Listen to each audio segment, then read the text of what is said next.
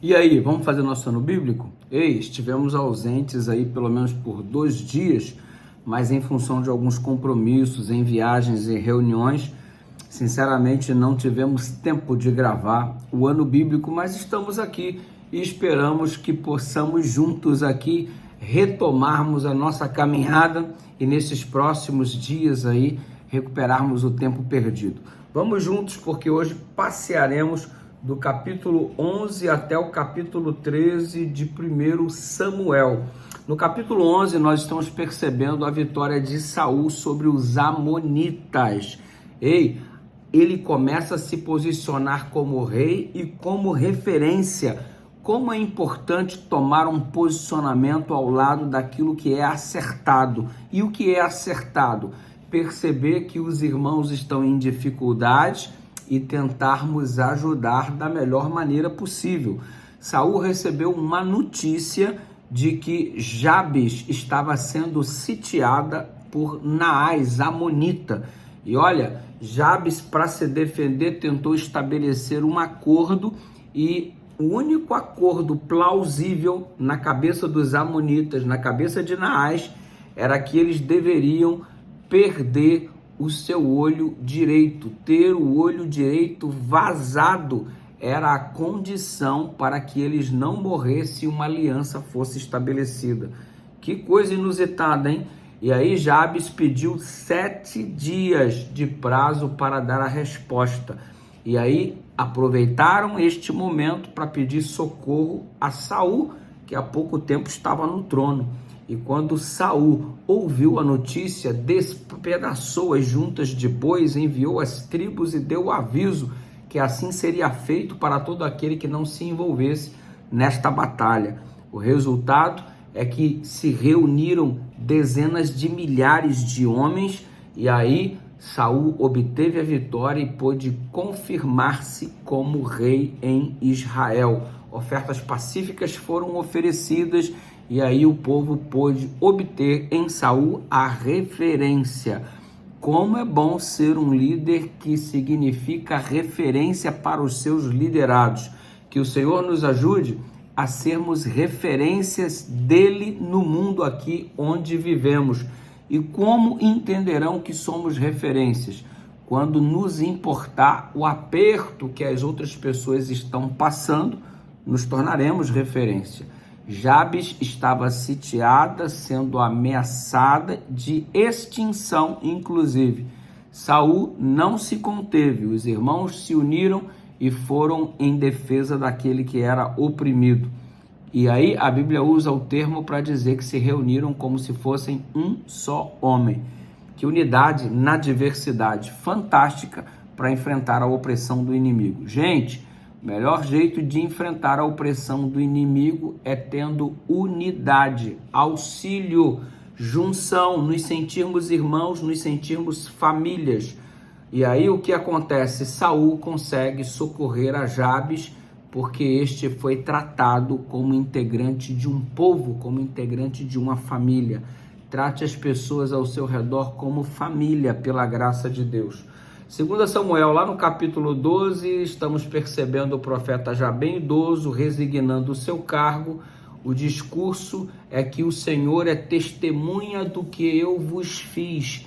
E aí ele aproveita e faz uma retrospectiva neste capítulo, envolvendo Moisés, Arão, Cícera, Gideão, Baraque, Jefté, Samuel. Ele está falando dos juízes e culmina com ele mesmo. O verso 14 e 15 é o incentivo deste homem de Deus para que continuemos fortes e continuemos fiéis. E aí o povo, como reflexo, sendo influenciado por esta mensagem poderosa de Samuel, eles chegam à conclusão do verso 19. Pecamos porque pedimos um rei.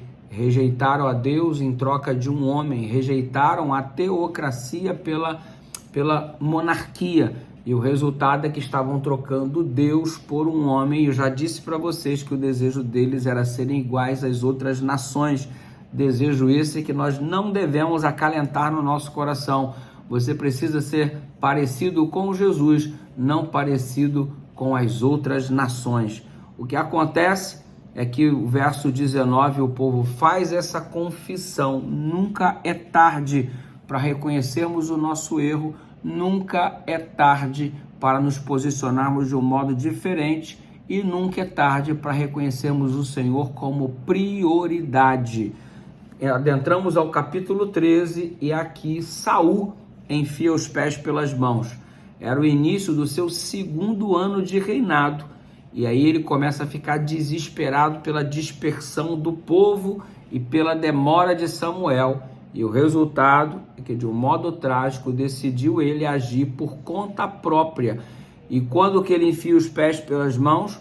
Quando, não tendo autoridade sacerdotal, fez o serviço que era exclusivo aos sacerdotes, como oferecer holocausto.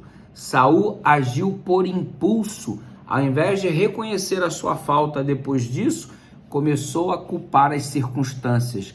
Quantos hoje, ao invés de reconhecerem a falta cometida, culpam todas as pessoas que lhe cercam, culpam a circunstância e às vezes culpam o próprio Deus. Ali ele demonstrou que não se manteria fiel a Deus, mas agiria conforme a pressão do povo e segundo as motivações do seu coração enganoso. Como é que você vai viver agindo segundo a pressão do povo? Como que a pressão do povo pode estabelecer tua regra de conduta? Que caminho destrutivo é este? Os filhos de Israel começaram a se ver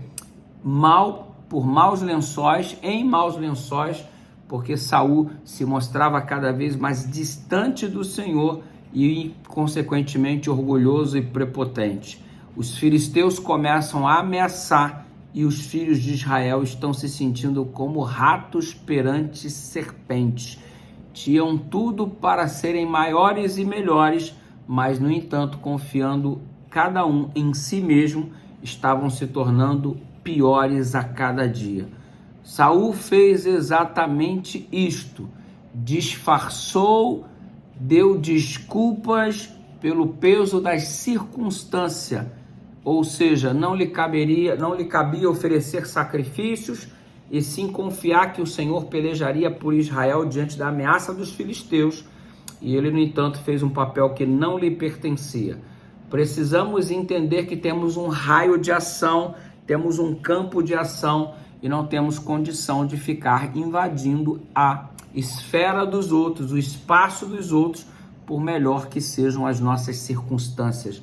A minha liberdade termina quando ela corrompe a tua. Temos que ter isso em mente. A desculpa de Saul, que se disse forçado pelas circunstâncias no verso 12, tem sido frequente desde a criação do mundo. Fui forçado pelas circunstâncias. O Adão culpou a Eva, a Eva culpou a serpente. Todo mundo culpando todo mundo e ninguém aceitando suas próprias responsabilidades. Eis a grande tragédia. Como encontrar a solução se eu não reconheço o problema? Complicado. Que Deus nos ajude para que tenhamos um posicionamento diferente. Vamos continuar firmes em nosso ano bíblico em nome de Jesus. Graça e paz. Amanhã tem mais. Beijão no seu coração.